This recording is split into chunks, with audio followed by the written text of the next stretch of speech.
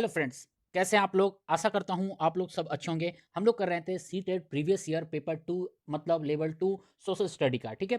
अब तक मैंने जितने भी क्लासेस लिए हैं या वीडियोस बनाए हैं, सारे प्लेलिस्ट में मैंने वन बाय वन करके डाल दिया। आप प्लेलिस्ट पे जाकर ज़रूर देखिएगा। आज मैं आप लोगों के लिए paper 2 CTET previous year social study का सितंबर 2014 का पेपर लेके आया हूँ। मेरे पास जो बुकलेट है, वो बुकलेट नंबर क्यू है, जिनके भी पास होगा वो अपना मिला लेंगे, ठीक है? या फिर नहीं है, मैं इकट्ठा मैं डाल देता हूँ। मैं अभी डाल नहीं रहा हूँ, 2 बार से भूल जा रहा हूँ मैं बार-बार। मैं जब भी डालूँ इकट्ठा मैं पीडीएफ डाल दूँगा। इसके लिए मैं बता देता हूँ, डिस्क्रिप्शन बॉक्स में मैं फेसबुक का ग्रुप मैंने बनाया है फेसबुक पर, वहाँ पर जाकर के आप फॉलो कर सकते हैं आईक्यू अड्डा सर्च करके।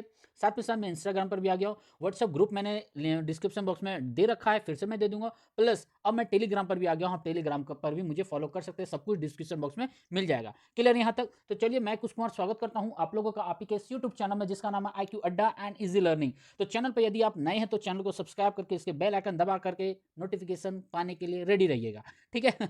चलिए, तो आज हम लोग देखते हैं। तो इसका सिलेबस मैंने बता दिया था, पेपर 2 है। टोटल मिलाकर के इसके मेन पेपर में रहते हैं 60 क्वेश्चन, जो 40 स्टैटिक सिलेबस होते हैं और 20 आपके पेडागोजी के होते हैं। क्लियर है?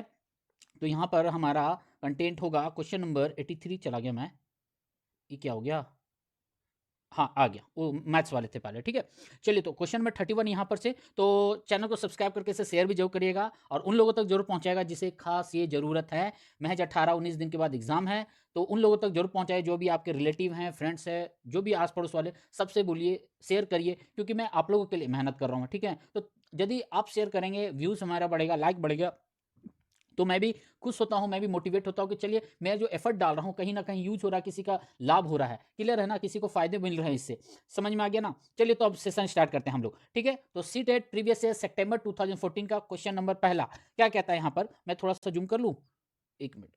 ठीक है यहाँ तक, ठीक है? तो आज का पहला क्वेश्चन कहता है, क्वेश्चन नंबर 31 कहता है, मनुष्य ने कुछ क्षेत्रों में लगभग 8000 वर्ष पहले गाँवों में रहना आरंभ किया था। निम्नलिखित में से वो क्षेत्र कौन से थे? कह रहा है यहाँ पर जो मनुष्य लोग थे, मतलब हमारे जो पूर्वज थे, वो 8000 साल पहले कहीं पर रहना शुरुआत किए थे। तो गाँव उन्होंने बसाया, ठीक है? आपको पता होगा गाँव कैसे बने, समाज कैसे बनते हैं, राज्य कैसे बनते हैं, क्लियर है? तो वो कौन-कौन से क्षेत्र थे, वो ऑप्शन में पूछा आपसे। 4 ऑप्शन दिया हुआ है। पहला कहता है नर्मदा नदी के आस-पास के क्षेत्र, दूसरा कहता है सुलेमान तथा किरथार पहाड़ियाँ, तीसरा कहता है गंगा तथा यमुना दोआब, चौथा कहता है दक्कन तथा कोंकण। जल्दी बताएं, कोंकण आपको गोवा याद रखिएगा, ठीक है? तो जल्दी से इसका आंसर बताइए, इसका आंसर क्या होगा? एक और बात मैं बताऊं, वीडियो पूरा देखिएगा, पूरा वीडियो देखिएगा, स्किप मत करिए, क्योंकि बीच बीच में मैं कुछ कुछ टर्म को एक्सप्लेन करता जाता हूँ। यदि कुछ नया देखने को मिलता है, मैं वो भी बताता हूँ। तो वीडियो को पूरा देखिएगा, स्किप मत करिएगा, ये रिक्वेस्ट आप लोगों से, क्योंकि आप लोगों के लिए मैं मेहनत कर रहा हूँ, ठीक है? तो इसका आंसर क्या होगा? इसका आंसर होगा सुलेमान तथा किरथार पहाड़ियाँ। अब ये सुलेमान तथा किरथार पहाड़ियाँ कहाँ हैं, मैं बता देता हूँ, आप मैप में जाकर देख लीजिएगा। पाकिस्तान, जम्मू कश्मीर, पाकिस्तान, अफगानिस्तान का जो बॉर्डर पड़ता है ना, उस वहाँ पे सुलेमान किरथार पहाड़ियाँ थी। क्लियर है? आगे चलते हैं, क्वेश्चन में 32 क्या कहता है? कहता है निम्नलिखित में से कौन सा क्षेत्र प्राचीन काल में मगध के नाम से जाना जाता था? मतलब कौन सा ऐसा क्षेत्र जो मगध के नाम से जाना जाता था, ये आपको बताना है। 4 ऑप्शन है। पहला कहता है गंगा का दक्षिणी क्षेत्र, दूसरा कहता है गंगा तथा यमुना के मध्य का क्षेत्र, तीसरा कहता है गंगा का उत्तरी क्षेत्र, चौथा कहता है यमुना तथा चंबल के मध्य मध्य का क्षेत्र। जल्दी से इसका आंसर बताइए क्या है? लेट मत करिए। देखिए, इसका आंसर जाएगा ऑप्शन नंबर 1, गंगा का दक्षिणी क्षेत्र को ही मगध के नाम से जाना जाता था। आपको पता होगा प्राचीन समय में 16 महाजनपद थे, ठीक है? उसमें मगध बहुत समृद्ध मतलब फैला हुआ था, सांस्कृतिक सामाजिक रूप से वो पूरा समृद्ध था, ठीक है? वहाँ की आर्थिक व्यवस्था और कृषि व्यवस्था भी सब कुछ अच्छी थी। अच्छा, इसकी राजधानी यदि कोई पूछे क्या होगा, तो याद रखिए गिरिव्रज थी इसकी राजधानी। पूछ सकता है आपसे गिरिवज, ठीक है? और एक दो टर्म और मैं बता देता हूँ। ये जो भगवान बुद्ध थे ना, उनका ये प्रभाव वहाँ पर देखा जाता था। क्लियर है? देखिए, ये सब छोटे-छोटे टर्म है ना, लोग जनरली इग्नोर करते हैं। कभी-कभी पूछ लिया जाता है तो लोग परेशान हो जाते हैं, ठीक है? अच्छा, जो गिरिवज है या फिर मगध है, वर्तमान में कहाँ पर है, कौन से राज्य से, ये भी सवाल आता है। याद रखिएगा, बिहार, बिहार आपका जो राज्य है ना, वहाँ पर है। क्लियर है? आगे मैं बढ़ूँ, क्वेश्चन नंबर 33 क्या कहता है? भरत लोगों का एक समूह था, ठीक है भाई, जिसका उल्लेख ऋग्वेद में मिलता है। वे डैश में रहते थे। तो भरत लोगों को पहले इसी के नाम से भारत पड़ा है ना, आप लोगों को पता होगा, ठीक है? तो भरत लोगों का जो समूह था, उसका उल्लेख ऋग्वेद में मिला है। पहला क्वेश्चन आपको यहाँ पर देखिए मिल गया। यदि आपसे कभी भी सवाल पूछे कि भरत लोगों का जो समूह था भारत के क्षेत्र में या इस भूमि पर, उसका उल्लेख कहाँ मिला, तो ऋग्वेद में मिला। ये सवाल आपको यहीं पर बन गया एक। अब बोल रहा है वो क्षेत्र वो जो थे वो कहाँ पर थे, ठीक है? तो नहीं, वे डैश में रहते थे, कहाँ रहते थे, वही चीज़ें क्षेत्र है। तो पहला पूछ रहा है यहाँ पर ऑप्शन है, कहता है दक्षिण भारत, दूसरा कहता है उत्तर भारत, तीसरा कहता है पश्चिमी भारत, चौथा कहता है उत्तर पश्चिम भारत। जल्दी से बताइए इसका आंसर क्या आ जाएगा।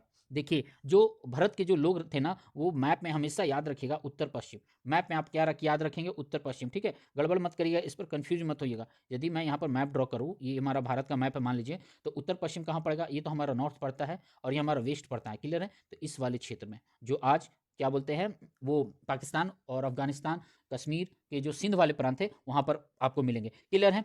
आगे मैं बढ़ूँ, चलिए चलते हैं। क्वेश्चन नंबर 34 कहता है ऋग्वेद की मूल रचना डैश भाषा में हुई थी। लड्डू सा क्वेश्चन है, सिंपल सा आंसर है संस्कृत। ज़्यादा दिमाग मत लगाइएगा आप लोग। अच्छा, प्राकृत और ब्राह्मी आपसे पूछेगा तो अशोक में आपको पूछ सकता है इसके बारे में, ठीक है, याद रखिएगा वो चीज़। 35 क्या कहता है, क्वेश्चन में 35 कहता है, पांचवा क्वेश्चन आज का, निम्नलिखित में से कौन सा अखेटक खाद्य संग्राहक के एक स्थान से दूसरे स्थान की ओर घूमते रहने का कारण नहीं था। आपसे नहीं वाले सवाल पूछे गए हैं। मतलब बोल रहा है जो अखेटक खाद्य संग्राहक थे, जिसे हम लोग क्या बोलते थे उसे, दिमाग से, हाँ यहाँ पर लिखा हुआ है, ठीक है, हंटर एंड गैदरर, ठीक है, हंटर एंड गैदरर। ये आपसे पूछ सकता है, कभी कभी पता है हंटर एंड गैदरर हिंदी में टाइप करके दे देगा, ह हूँ डॉट ऊपर चंद्र बिंदु ट नटर, ठीक है, इस तरह का आपको दे दे, तो याद कि इंग्लिश वाले टर्म भी आपको याद करना जरूरी है कुछ कुछ टॉपिक्स के लिए, ठीक है। तो पूछ रहे हैं उनको एक स्थान से दूसरे स्थान जो घूमते रहने का कारण क्या क्या थे, उनमें से एक नहीं है, ठीक है। तो ऑप्शन आपके पास 4 ऑप्शन में, पहला कहता है एक स्थान पर रहने से संसाधनों की कमी हो जाती थी, ठीक है भाई। दूसरा कहता है उन जानवरों का पीछा करना जिसका वे शिकार करते थे, ये भी ठीक है। तीसरा कहता है संसाधनों के लिए अन्य आखेटक खाद्य संग्राहक समूह से संघर्ष करना। चौथा कहता है जल संसाधनों की खोज के लिए। जल्दी से इसका आंसर बताइए, वो लोग क्यों घुमा करते थे और क्यों नहीं घुमा करते थे, हमसे नहीं वाला पूछा है। देखिए हमें पता है कि वो एक स्थान से दूसरे स्थान संसाधन की कमी होने के कारण वो मूव कर जाते थे। आपको पता होगा कि बहुत सारे फल, बहुत सारे पेड़, बहुत सारे फसल ऐसे हैं जो मौसमी हैं, ठीक है। मान लीजिए अभी कोई एक मौसम में इस वाले रीजन में कोई रह रहा है, जब मौसम बदल जाएगा तो यहाँ पर एग्रीकल्चर होगा नहीं, या फिर वैसे फल नहीं मिलेंगे उनको। पहले तो वही लोग खाते थे, कच्चा तो सब खाते थे, सॉरी, ठीक है। तो जब वहाँ पर खत्म होता तो मूव करते थे दूसरे इलाके, मौसम के अनुसार वो भी मूव करते थे मौसम बदलने पर, ठीक है। अब यहाँ पर कहता है दूसरा उन जानवरों का पीछा करते थे जिनका वे शिकार करते थे। यस, वो लोग शिकारी भी होते थे क्योंकि हंटर एंड गैदरर साफ साफ यहाँ पर लिखा हुआ है, क्लियर है। तीसरा चौथा कहता है यहाँ पर जल संसाधनों की खोज, जहाँ जल वहीं जीवन है, क्लियर है। तो 3 सही है, लेकिन ये जो थर्ड नंबर ऑप्शन है ये हमारा गलत है। वो संघर्ष नाम का कोई हमें मतलब सूचना या उसके बारे में कोई जानकारी हमें नहीं मिलती है, इसलिए इसका आंसर तीसरा होगा, ये क्वेश्चन के अकॉर्डिंग, क्लियर है। आगे चलते क्वेश्चन में 36 क्या है। वीडियो पसंद आ रहा है तो लाइक शेयर कमेंट जल्दी करिएगा, लाइक जरूर करिएगा, इसे लाइक करके शेयर भी जो करिए दोस्तों के साथ। चलिए क्वेश्चन में 36 क्या कहता है, मानव इतिहास का कौन सा युग या काल सबसे लंबा है। ये भी लड्डू सा सवाल है, ज़्यादा दिमाग मत लगाइएगा, सीधा सीधा पढ़िएगा। देखिए ये सब कंटेंट आपको पढ़ना ही पड़ेगा, ठीक है। ये मत सोचिए कि हम शॉर्ट में निकल जाएंगे। ऑप्शन मैं देता हूँ, पूरा पाषाण युग, महापाषाण युग, मध्य पाषाण युग, नवपाषाण युग। जल्दी से इसका आंसर बताइए क्या होगा इसका आंसर। देखिए इसका आंसर है पूरा पाषाण युग, ठीक है। जो प्रागैतिहासिक काल का जो सबसे लंबा समय था वो क्या था, पूरा पाषाण युग का था। इसका टाइम पीरियड पूछा हुआ है, इसका टाइम पीरियड बताएंगे आपको। देखिए इसका टाइम पीरियड क्या था, आप कमेंट बॉक्स में बताइएगा इसका, ऐसे मैं बता देता हूँ, ठीक है, मैं ही बता देता हूँ। इसका टाइम पीरियड माना जाता है 25 से 20 लाख से लेकर के 12,000 वर्ष पूर्व वाले, ठीक है, बीसी में चले जाएंगे, बीसी या बिफोर कॉमन एरा में चले जाएंगे, ठीक है। तो 25 से 20 लाख, याद देखिएगा उल्टा यहाँ काउंट करते हैं, 25 से 20 लाख से लेकर के 12,000 साल पूर्व, क्लियर है ना, बात समझ में आ गया। अच्छा यहाँ भी एक टर्म और बोला जाता है ये कि 99% जो विकास होना था ना मनुष्यों के द्वारा, ये उसी वक्त हो चुका था, उसके बाद 1% हुआ है। तो सोच ली उस समय का माहौल क्या रहा होगा, ये भी पूछा जाता है। एक और सवाल आपसे पूछा है इसके संबंध में, जो पूरा पाषाण युग है उसके स्थल आपसे संबंधित पूछते हैं, कहाँ कहाँ ऐसे जगह बता सकते हैं आप लोग। देखिए यदि बोले तो वो जगह है ना, तमिलनाडु का कुरनूल बोलते हैं, कर्नाटक का हुंसगी बोलते हैं, उड़ीसा हो गया, राजस्थान हो गया, मध्य प्रदेश का भीमबेटका बहुत इंपॉर्टेंट है, मध्य प्रदेश का भीमबेटका। तो ये सब सारे जगह आप लिख लीजिए, नोट कर लीजिए नोटबुक में, क्लियर है। आगे चलते क्वेश्चन में 37 क्या कहता है, कहता है डैश में प्राचीन शैल चित्रकला मिली थी। ये भी लड्डू सा सवाल है, चलिए ऑप्शन देते हैं। पहला कहता है कर्नाटक और तमिलनाडु, दूसरा कहता है तमिलनाडु आंध्र प्रदेश, तीसरा कहता है आंध्र प्रदेश उड़ीसा, चौथा कहता है मध्य प्रदेश और उत्तर प्रदेश। जल्दी से इसका आंसर बताइए। जो भी थोड़ा सा पढ़े होंगे ना उनको ऑप्शन दिख गया होगा, ठीक है, बहुत ईजी है ये। मध्य प्रदेश जिसे भी दिख रहा होगा वो सीधा मार के निकल जाएगा, क्योंकि मध्य प्रदेश कहीं और है ही नहीं, कहीं और नहीं है। तो मध्य प्रदेश और उड़ीसा में पाया गया था प्राचीन शैल चित्र। ये कहाँ, गुफाओं में चित्रकन क्या बोलते हैं, चित्र ही बनाते थे, चित्रांकन क्या बोलते हैं उसे, खैर हटाइए। तो उसे चित्र बनाते हैं गुफाओं में, ठीक है, वो क्या एक्टिविटी करते थे, वो क्या कैसे शिकार करते थे, उनका सिंबल्स बनाया गया दीवालों को घिस घिस कर, ठीक है, कुछ प्राकृतिक कलर, फूल पेड़ों के कलर का भी वहाँ पर उपयोग किया गया, ठीक है। अच्छा, वो गुफाओं का प्रयोग क्यों किया जाता था, ये भी सवाल आता है। जब मौसम बिगड़ते हैं ना, बारिश के समय में, ठंड के समय में, तो वो लोग उन गुफाओं में रहा करते थे। क्लियर है बात? ऐसे तो बात बाकी वो लोग घुमा करते थे इधर उधर, घुमक्कड़ थे वो लोग, ठीक है। आगे चलते हैं 38 क्या कहता है, निम्नलिखित में से कौन सा हड़प्पा स्थल नहीं है। अब ये भी सवाल पूछ सकता है, हड़प्पा स्थल नहीं है, बहुत सारा स्थल है जिसमें से एक नहीं है। राखी गढ़ी, सुतका कोह या सुतका कोह, कुछ और नाम था इसका, खैर सुतका कोह। दूसरा कहता है गंग गांव, इंग्लिश में देखते हैं, गंवेरी वाला, ठीक है। और चौथा कहता है चिरांद, हिंदी में लग रहा है ना, सडनली मिलने से कुछ और लगता है, फील होता है कोई बात नहीं। जल्दी से इसका ऑप्शन बताइए, सॉरी आंसर बताइए इसका क्या होगा, ऑप्शन तो दिया हुआ है ना।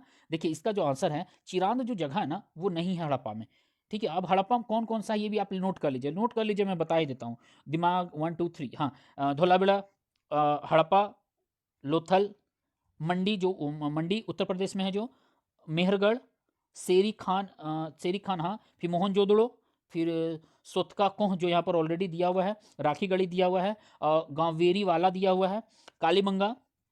हाँ, इतने सारे इस माइंड में हमारे, मेरे माइंड में था, मैंने आपको बता दिया। तो सबको लिस्ट बना लीजिएगा जो जो नाम है, लेकिन चिरौंद नहीं था, चिरांद या चिरांड, ठीक है, जो भी है। चलिए 39 चलते हैं हम लोग। 39 क्या कहता है, कहता है पुरु, यदु और भरत का वेदों में उल्लेख डैश की तरह है। जल्दी से पता, ये भी इजी सा सवाल है।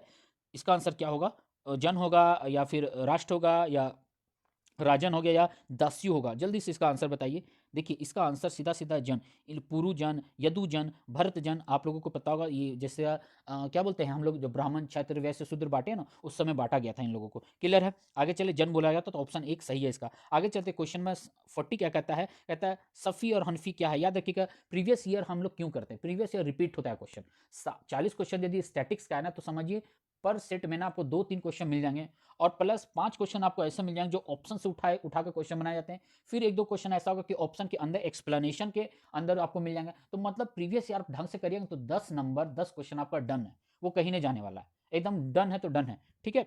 घुमा घुमा के पूछ ही देता है प्रीवियस ईयर से, बाद बाकी जो 25-30 क्वेश्चन वो आपका एक्स्ट्रा ऐड करने होते हैं उसे। क्लियर है? तो सफ़ी और हनफी क्या है, इस्लामिक वास्तु शैलियाँ हैं, सऊदी अरब का स्थान है, न्याय के इस्लामिक सिद्धांत हैं, और 2 इस्लामिक शासक हैं। ये प्रीवियस ईयर जितने भी सारे सब रिपीट क्वेश्चन है, ठीक है। जल्दी से इसका आंसर बताइए। देखिए एक तरह का ये इस्लामिक कानून है, मैंने जो 2012 का जो प्रैक्टिस सेट करवाया था उसमें पूछा गया सवाल है ये, ठीक है। तो ये क्या है, इस्लामिक कानून। अब इस पर बहुत लंबा एक्सप्लेनेशन होता है, जैसे कि आपको पता होगा खलीफा थे, है ना, तो खलीफा का बाद शिया सुन्नी में विवाद हुआ, फिर सुन्नीस जो थे, सुन्नी स्कॉलर्स थे, ठीक है, उनके द्वारा 4 स्कूल खोले गए थे। ये याद रखिएगा, ऐसे पूछेगा नहीं, इतना डीपली सीटेड है, जैसे टीजीटी पीजीटी में डीप अंदर जाकर पूछ लेता है, यूजीसी नेट का तो बात अलग है, वो तो समुद्र है, उसका सिलेबस पूछिए तो कहाँ से कब कैसे पूछे, कहना मुश्किल है। जिस तरह हम लोग यूपीएससी का कहते हैं, वो ठिकाना नहीं कहाँ से पूछेगा सवाल। क्लियर है ना? तो ये एक तरह का इस्लामिक सिद्धांत के न्याय थे, कानून थे। आगे चलते हैं, क्वेश्चन 41 कहता है दंती दुर्ग जिसे हिरण्यगर्भ नामक एक अनुष्ठान किया था, वह था कौन था भाई, जल्दी से बताइए। चोल राजा था वो, प्रतिहार प्रधान था, राष्ट्रकूट प्रधान था, पल्लव प्रधान था। इसका आंसर क्या होगा? इधर वीडियो नहीं ना कट रहा है, नहीं कट रहा है, नहीं कटेगा, नहीं कटेगा अपलोड में। जल्दी से इसका आंसर बताइए, इसका आंसर क्या जाएगा? दंती दुर्ग जो हिरण्यगर्भ नामक अनुष्ठान किया था, कौन था? याद रखिएगा, राष्ट्रकूट प्रधान थे ये लोग, ठीक है। देखिए पूछ सकता है, इसलिए थोड़ा सा डीप थोड़ा सा पढ़ के जाइएगा। क्लियर है ना? अच्छा एक चीज़ पूछा जाता है आपसे, संस्थापक वगैरह इससे पूछ लेगा, तो चलिए आप कमेंट बॉक्स में बताइए, आपका आज का होमवर्क है। राजधानी इसका, ये भी पूछ सकता है आपसे। तो कर्नाटक का गुलमर्ग जो जगह है ना, वो उसकी राजधानी थी, याद रखिएगा, ठीक है, नोट कर लीजिए वैसे आप। 42 क्या कहता है, 42 कहता है यहाँ पर, यह किसने लिखा है कि रजिया अपने भाइयों से कहीं अधिक योग्य तथा सक्षम थी? कौन लिखा है ये, जल्दी से बताइए। अल बरूनी ने लिखा है, बदायूं ने लिखा है, मिन्हाज ए सिराज ने लिखा है, या फिर गियासुद्दीन बर्नी ने लिखा है? जल्दी से बताइए, इसका आंसर क्या जाएगा? क्वेश्चन नंबर 42, रजिया के बारे में किसने ये कहा है कि वो अपने भाइयों से तेज थी, अच्छी थी, श्रेष्ठ थी? तो याद रखिए, मिन्हाज ए सिराज ने कहा था। मिन्हाज सिराज कौन था, ये भी सवाल उठता है। या देखिए, जब आप दिल्ली डायनेस्टी पढ़ेंगे तो उसमें इकलौती इस्लामिक महिला शासक यही थी, रजिया। इसका शासनकाल पूछ सकता है, 1236 से 1240, लिख लीजिए ये सब। किस वंश की थी, ये आप कमेंट बॉक्स में बताइए। मैं होमवर्क अब देना शुरू करता हूँ, क्योंकि आप लोग कमेंट कुछ नहीं करते, मैंने नोटिस किया है, लाइक भी नहीं करते हैं, कमेंट भी नहीं करते हैं। मेरा मेहनत आपको मजाक लग रहा है, बेकार लग रहा है ना? मैं यूं ही पसीने बहारता हूँ, पूरी दुनिया भी सोई हुई है, लगभग 1 बज रहा होगा अभी, मैं यह रिकॉर्ड कर रहा हूँ रात को, सिर्फ आपके लिए मेहनत कर रहा हूँ मैं। लेकिन मैंने देखा है, क्या करूँ, पता नहीं क्या आप लोग चाहते हो, एक्चुअली होता है फ्री का कुछ मिलता है ना लोगों को तो वैल्यू नहीं लगाते, एक्चुअली मुझे वो लग रहा है ऐसा, है ना। बट कोई बात नहीं, मैं मेहनत करते जा रहा हूँ, बस आप लोग साथ खड़े रहिएगा। क्लियर है। तो मिनहाज सिराज ने ही कहा था। अच्छा, मिनहाज सिराज तो कहा था, उसके संबंधी कोई पुस्तक वगैरह या फिर कोई कहाँ पर ये बोला था, हाँ, ये जो कंटेंट है रजिया बनो कहाँ बोला था ये, तो याद रखिए उसका जो पुस्तक था तबाकत निसारी नासिरी नासिरी, यस, नासिरी नाम था ना, हाँ नासिरी, तबाकत नासिरी नाम का जो पुस्तक है उसी में इसका विवरण पाया जाता है हमें। ठीक है, यदि मैं कुछ बोलता हूँ ना तो उसको नोटिस ज़्यादा मत कर, दिल पर मत लीजिएगा, क्योंकि यार मैं भी मेहनत करता हूँ, है ना। दिन भर मैं 7 घंटे 8 घंटे मैं आप लोगों के लिए देता हूँ, और मतलब बस क्या बोलूँ, मुझे तो शब्द नहीं होते बोलने के लिए। टाइप करना होता है, पीडीएफ जुगाड़ करना होता है, और बहुत कुछ करना होता है, कन्वर्ट करना होता है, अपलोड करना पड़ता है, नेटवर्क का इशू रहता है, लाइट का इशू रहता है। वैसे मेरे सोसाइटी में भी लाइट का बहुत खराब इशू चल रहा है ना, तो मेहनत करता हूँ यार, थोड़ा सपोर्ट करो आप लोग, है ना, साथ दीजिए आप लोगों के लिए मेहनत कर रहा हूँ मैं, भविष्य के लिए मेहनत करता हूँ। ठीक है, मैं यूं ही नहीं बैठा हूँ, मैंने भी शुरुआत में 3 बार सीटेट दिया था, नहीं हुआ था मुझसे। रीज़न क्या था, पैडागोजी, मेरा पैडागोजी शुरुआत में बहुत वीक था। ठीक है, पैडागोजी लड्डू होता था, 30 में बस समझ लिए 2 4 सही होते थे, इतना खराब था। ऐसे में बैकग्राउंड मेरा बहुत खराब रहा स्कूल का, स्कूल से भाग जाया करता था, टीचर्स को बहुत कुछ बोल देता था, है ना, घर में लड़ता था, तो अलग बात है। बाद में ग्रेजुएशन के बाद में सुधरा हूँ, जो सुधरा हूँ आज, अब सुधरा तो ऐसा सुधरा कि पता नहीं, वह खैर। ठीक है, इसलिए मदद करिए यार, आप लोग भी साथ दीजिए, है ना। चलिए, ज़्यादा इमोशनल नहीं होना है मुझे, है ना। चलिए, क्वेश्चन नंबर 43 क्या कहता है, 43 यहाँ पर कहता है ना, मेहनत करता हूँ ना तो इच्छा में भी जताता हूँ यार, घर वालों को भी सवाल देना पड़ता है, जवाब देना पड़ता है। आप क्या करो, रूम में बंद हो यार 12 घंटे से, क्या कर रहे हो, ब्रश करता हूँ मैं 1 बजे दिन में, 12 बजे दिन में, क्यों करता है इतना लेट। पहले जैसा मैं करता, उठता आराम से 6 बजे, 6:30 7 बजे ब्रश करता, 8 बजे तक रेडी रहता, है ना। आप लोगों के लिए करता हूँ यार। ठीक है, अब बोलोगे सर आप बहाना मार रहे हो, पहले ब्रश कर लो फिर काम में करना। नहीं यार, जब एक काम स्टार्ट होता है तो काम चलता रहता है, वो ब्रश बाद में होता है ना, बस पानी पी पी के काम करते हैं हम लोग। चलिए खैर, 43 क्या कहता है, एक शिलालेख में कहा गया है कि दिल्ली के सुल्तान को खुदा के द्वारा चुना गया है क्योंकि उसमें मोहसिन तथा सोलोमन जैसे गुण विद्यमान हैं। वह दिल्ली का सुल्तान कौन था। ये बात किसने कहा है कि जो दिल्ली का सुल्तान है वो खुदा का दिया हुआ है ना। क्यों, क्योंकि वो किसमें, इस सवाल आपसे पूछ सकता है, तो उसमें कौन से गुण है, मोहसिन और सोलेमन के गुण है यहाँ पर विद्यमान है उसमें गुण। क्लियर है, 4 ऑप्शन है, पहला कहता है सिकंदर लोधी, दूसरा कहता है फिरोज शाह तुगलक, तीसरा कहता है बलबन, चौथा कहता है अलाउद्दीन खिलजी।